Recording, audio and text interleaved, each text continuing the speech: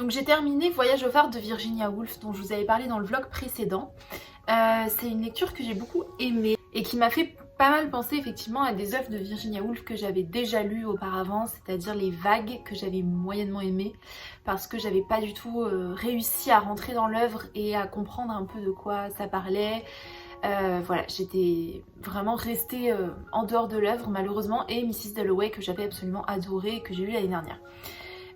Dans cette œuvre, Woolf va utiliser la technique du flux de conscience, du stream of consciousness, qui consiste à examiner l'intériorité des personnages et de décrire l'action, les péripéties, la vie, selon un flux de conscience qui ne s'arrête jamais, comme si on était directement plongé dans l'intériorité d'un personnage et qu'on vivait cette intériorité directement comme si on était dans sa tête. C'est un style qui est assez exigeant en termes d'investissement quand on lit un livre parce que c'est un style extrêmement dense, extrêmement riche qui passe un peu du coq à l'âne, dont les perspectives vont changer assez fréquemment et c'est un style qui s'attarde énormément sur la description d'objets, de situations, de paysages et qui laisse une part assez secondaire à l'intrigue.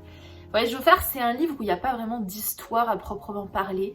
On va suivre une famille, la famille Ramsay, qui a emménagé qui est en vacances près d'une île avec un phare, et les enfants veulent aller visiter le phare et chaque jour la visite est un peu interrompue ou reportée à cause de divers événements. À côté des Ramsay habitent d'autres personnages, donc ils vont interagir avec la famille. Donc on a Lily qui est une peintresse, on a Carmichael qui est un futur écrivain, on a pas mal d'autres personnages qui vont interagir avec les Ramsay. Le livre va croiser en 3 parties tous les regards de ces personnages sur leur existence, sur leur vie, sur la manière dont ils se voient et se perçoivent les uns les autres. Et ces interactions vont être entrecoupées de descriptions de paysages, notamment du phare, mais aussi de ses alentours, de la maison, des Ramsay, de la plage, de la mer, de la nuit, enfin d'énormément d'éléments naturels. Voilà, et ce sont donc les 2 dimensions principales du livre. C'est un livre qui traite principalement de la fuite du temps, et du temps qui passe de manière générale, et comment les personnages se rendent compte et acceptent cette fuite du temps, et comment par des éléments matériels, donc des maisons, un fauteuil, une plage, ils vont se remémorer certaines choses du passé, et c'est comme si ces choses étaient toujours vivantes à travers ces objets qui survivent au temps. Et qui mobilise des souvenirs. Donc on va notamment toute la deuxième partie, la première partie se déroule dans une certaine temporalité, un temps présent, avant la guerre, et donc c'est la description de la famille des Ramsay, etc. Et la deuxième partie se déroule des années plus tard. Alors les repères temporels sont évidemment pas très clairement définis, mais ça se passe des années plus tard, et en fait on va vraiment on va découvrir ce qui est arrivé à cette famille qui, soit certains membres ont disparu, certains membres sont morts, certains membres font autre chose de leur vie, ne sont plus là. Pareil pour l'entourage, il y en a qui ont réussi leur vie, d'autres qui ont disparu, enfin voilà. On va apprendre un peu ce qui est arrivé à tous ces personnages, et on va l'apprendre par les souvenirs qui sont liés à cette maison, à ce lieu qui est nourri des expériences dont il a été témoin pendant la première partie. Du point de vue de chaque personnage va vraiment avoir cette conscience au bout d'un moment que le temps passe, que la mort arrive, que la vie leur file entre les doigts. Ce qui donne un aspect, j'ai trouvé, assez mélancolique au texte, voire un peu tragique par moments. C'était vraiment très intéressant la manière dont c'était fait. Il faut pas trop, je pense, vouloir à tout prix suivre un fil rouge défini et s'y accrocher. On a des retours en arrière, on a des temporalités qui se superposent. Je pense qu'il faut pas forcément toujours chercher à savoir dans quelle temporalité on est, parce que je trouve que ce qui est intéressant, c'est que justement ces temporalités se mélangent les unes avec les autres et créent des effets de contraste qui sont très intéressants à la lecture. Dans l'ensemble, c'était un très beau livre, il y avait des très beaux passages. Je le trouve plus facile que Les Vagues. Je sais pas si jamais vous avez lu ce texte, moi je l'ai trouvé plus abordable. C'est peut-être un peu moins abordable que Mrs. Dalloway. Enfin, dans Mrs. Dalloway, il y avait quand même une intrigue, je trouve, enfin, une vraie histoire qui avait son importance. Ici, l'histoire est vraiment très secondaire. La plume de Virginia Woolf est sublime. J'aimerais bien la lire en anglais un jour parce que je pense que ça doit être encore plus beau. Mais comme c'est déjà très complexe en français, j'ai un petit peu peur de le lancer en anglais, j'ai peur de pas tout suivre. Mais peut-être que si je relis ce livre un jour, ou Mrs. Dalloway, je le relirai en anglais parce que elle a vraiment une plume exceptionnelle. Il faut vraiment se laisser porter dans ces livres-là. Le sens est évidemment très intéressant, mais ce qu'il y a de plus intéressant, je trouve, c'est cette expérience de lecture, vraiment, et ces très beaux passages. Si vous ne connaissez pas l'autrice, je pense que c'est un livre par lequel vous pouvez commencer, parce que c'est assez emblématique de son œuvre, et c'est un livre qui se lit assez bien quand même. Voilà, donc voilà, si jamais vous voulez tester Virginia Woolf, vous voulez retester son œuvre, si vous la connaissez, vous l'avez lu, vous l'avez peut-être pas aimé, je pense que ce livre peut vous plaire, donc voilà. En tout cas, une très belle expérience de lecture pour ma part.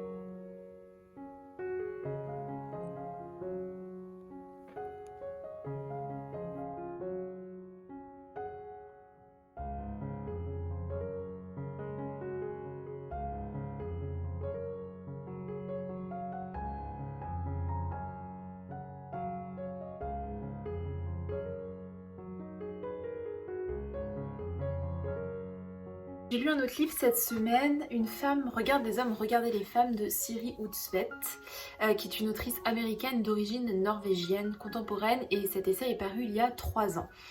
C'est un essai dont j'avais entendu parler dans un livre que j'ai lu plus tôt dans l'année, Le regard féminin d'Iris Bray, et elle convoquait à plusieurs reprises ce texte, donc ça m'a donné envie de le lire, surtout que ça faisait un certain temps que j'en avais entendu parler.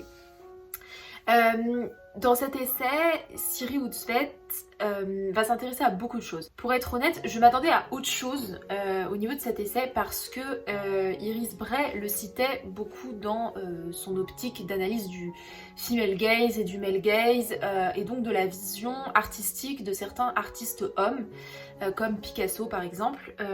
Donc je pensais que c'était un texte dans lequel l'autrice allait parler de figures masculines artistiques et étudier la façon dont il regardait les femmes et qu'elle allait superposer à ce regard son propre regard de femme.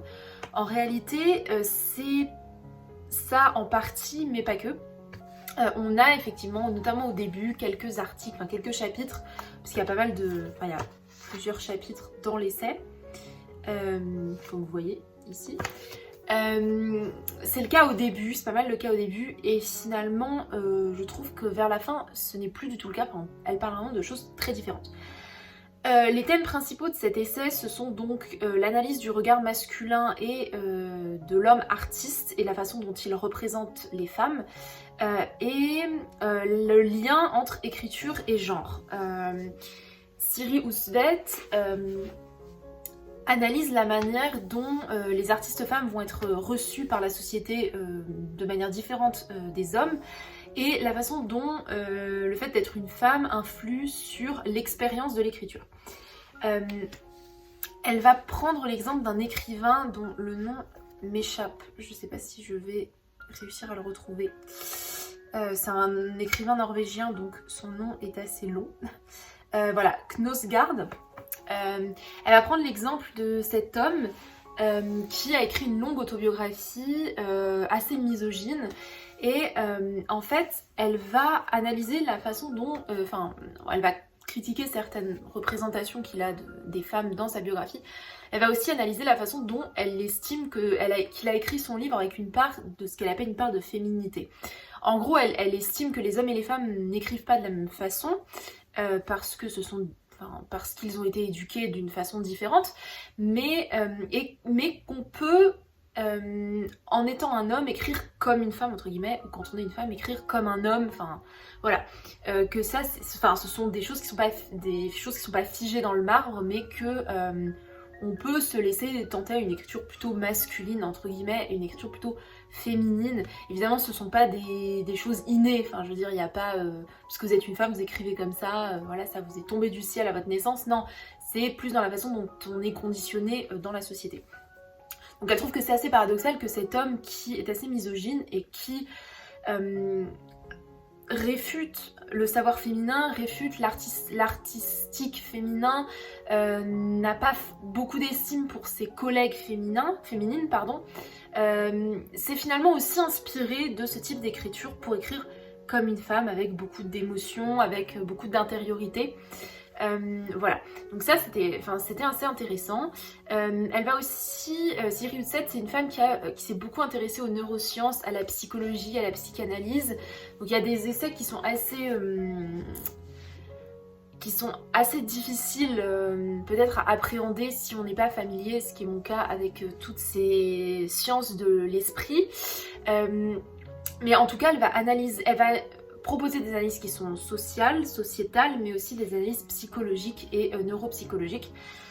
Notamment, elle va analyser la façon dont l'écriture parvient à soigner certains troubles psychiatriques. Elle va lier ça au fait que l'écriture est souvent représentée par les artistes comme un exutoire, comme quelque chose qui les soulage d'un poids, d'un passé, d'un vécu qu'ils ont besoin de sortir d'eux-mêmes, et comment cette méthode est aussi utilisée en psychiatrie pour soigner des gens et pour les aider à extérioriser ce qu'ils ont du mal à exprimer. Elle évoque aussi la façon dont... il y a des essais, on alterne entre des essais plus personnels et des essais plus d'analyse en général. Siri Hustvedt, elle est mariée à Paul Auster. Alors je dis qu'elle est mariée, mais peut-être qu'elle n'est pas mariée, je sais pas. Enfin en tout cas, ils sont en couple, ils ont un enfant, etc. Voilà, donc ça fait très longtemps qu'ils vivent ensemble. Et Paul Auster et elle sont tout aussi connus aux États-Unis. Enfin, je pense qu'il n'y a pas beaucoup de... Paul Auster est peut-être un peu plus connu, mais enfin... Ce sont deux écrivains reconnus et elle explique comment le fait qu'ils aient le même métier a fait qu'on lui a souvent prêté, qu'on a souvent attribué à son mari certaines parties de ses ouvrages. Elle explique dans un texte qu'elle a développer tout le point de vue d'un personnage masculin durant un sorte de long monologue interne, et qu'elle a reçu des lettres de ses lecteurs et lectrices lui demandant si c'était son mari qui avait écrit ce passage, parce que ça semblait très vraisemblable que ce soit écrit par un homme. Il y a son intérêt pour les neurosciences qui est assez connu. C'est aussi un intérêt qu'on a prêté à son mari. On pense que c'est son mari qui l'a introduite aux neurosciences et à la psychologie, alors qu'en fait c'est l'inverse. Son mari, il s'est plongé dedans parce que c'est elle qui s'y est intéressée la première. Donc bon, ça c'est des préjugés assez classiques qu'on peut retrouver quand on est une femme. Mais c'est marrant de voir la façon... Elle fréquente un écrivain au quotidien et elle a vraiment du coup elle est aux premières loges pour constater les différences de traitement. Elle parle aussi, un des essais que j'ai beaucoup aimé, c'est quand elle parle de l'écriture, elle parle de ses étudiants, parce qu'elle enseigne à l'université en plus, et elle organise des ateliers d'écriture, où elle donne des thématiques à ses élèves, etc. Et après ils écrivent. Et en fait elle avait un atelier où la plupart de ses élèves étaient d'origine étrangère, donc ils parlaient pas très bien anglais, ou en tout cas ils n'étaient pas suffisamment à l'aise en anglais pour écrire en anglais. Et en fait elle voulait que ce qu'ils transmettaient par l'écriture soit le plus vrai possible qu'ils soient le plus à l'aise en fait, donc elle leur a demandé d'écrire dans leur langue d'origine. Même si forcément tout le monde n'allait pas comprendre, hein, puisque j'imagine qu'il y avait des étudiants du monde entier. Et ensuite ils devaient lire leur texte dans leur langue maternelle, donc à voix haute devant les autres. Et en fait ce qu'elle explique, c'est que pour elle le sens, ce n'est pas uniquement dans le sens même des mots, mais aussi dans l'accent, dans la mélodie, dans la façon dont on raconte une histoire. Et elle demandait après ses élèves d'essayer de rétablir le sens de ce qu'ils avaient entendu, et elle dit qu'assez souvent c'était assez exact en fait. C'est-à-dire ils arrivaient à comprendre une histoire même s'ils ne comprenaient pas la langue. Donc ça j'ai trouvé ça assez fascinant et intéressant de voir que l'émotion qu'on peut transmettre finalement peut être encore plus forte que le sens des mots. Voilà, et que ça pour le coup c'est quelque chose d'universel, l'émotion, la passion qu'on peut transmettre à quelqu'un, c'est beaucoup plus universel qu'une langue qui finalement nous réduit à un point de vue assez limité qui ne peut être compris que par une petite partie d'entre nous. En résumé, c'était un très bon essai. Alors je dis un essai, mais en fait les chapitres je trouve sont assez différents les uns des autres. C'était très riche, ça fait que 200 pages mais c'était vraiment passionnant, voilà. Donc si vous voulez lire un essai féministe, je vous le conseille. C'est pas de la théorie féministe, mais moi j'ai appris des choses et je trouve que c'était vraiment intéressant la façon dont elle arrivait à relier ses expériences personnelles avec des choses beaucoup plus abstraites, beaucoup plus psychologiques, philosophiques, très intellectuelles. Enfin voilà, j'ai trouvé que c'était très agréable de naviguer dans cet essai, donc je vous le recommande.